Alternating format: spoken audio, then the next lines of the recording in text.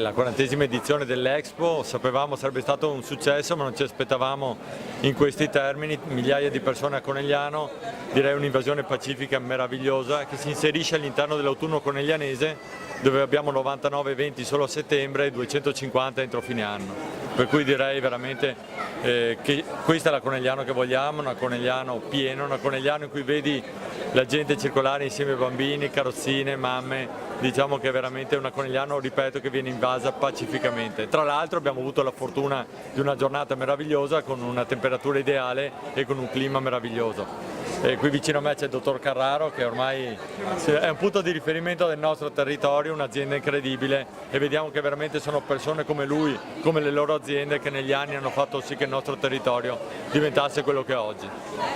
La nostra concessionaria è presente qua a Conegliano da 32 anni e questa iniziativa, un'iniziativa che non possiamo assolutamente mancare sia per le vetture che per i veicoli industriali, continueremo anche in futuro perché senz'altro, come diceva giustamente il sindaco, c'è tanta gente, si conta tra sabato e domenica circa 50.000 presenze, quindi fa comodo un po' a tutti.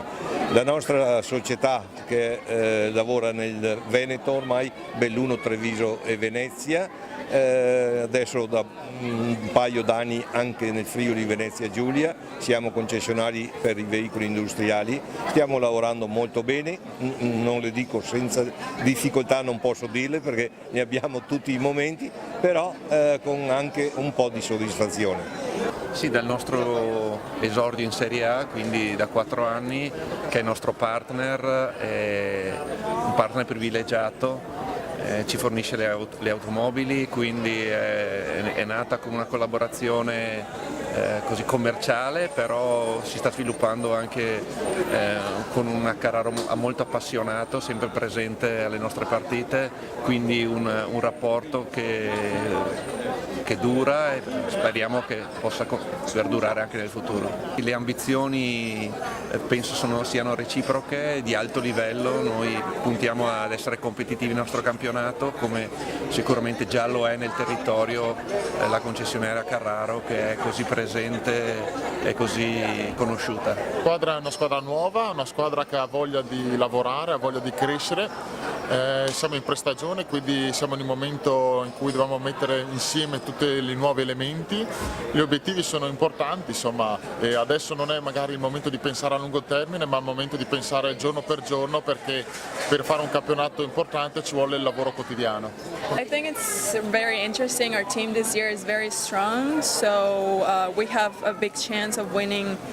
the championship, the Coppa and everything we have, so I'm really excited because of the level of the team. Quest'anno sono molto sprint, molto pimpanti, sono molto eccitate all'idea appunto di iniziare questa nuova avventura con una squadra che è ancora più forte e che ha molte chance di vincere anche questo campionato. Quindi sicuramente quello che ha detto Sam è vero, nel senso che già l'anno scorso hanno fatto delle buone cose, un bel pezzo della squadra è rimasta e a quel pezzo hanno aggiunto delle giocatrici di primo livello, quindi sicuramente gli obiettivi si alzano rispetto all'anno scorso e sarà sicuramente una stagione molto interessante.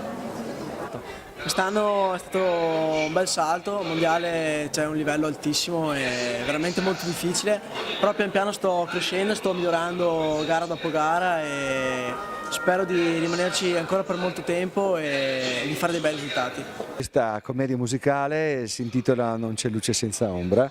ed è una commedia che immagina 7 personaggi che riguardano il vino, partendo dalla terra, intesa sia come pianeta che come zolla, diciamo così, per poi arrivare alla vigna, all'acino, fino proprio al vino prosecco, alla bottiglia e al bicchiere, che è il terminale, diciamo, di questa storia. Sono tutte cose un po' giocate così sull'ironia e alternate fra recitazione e canzoni. Cari lettori, QDP News è una grande realtà e quindi io ringrazio veramente tutti voi, ringrazio il direttore e quindi a presto, ciao!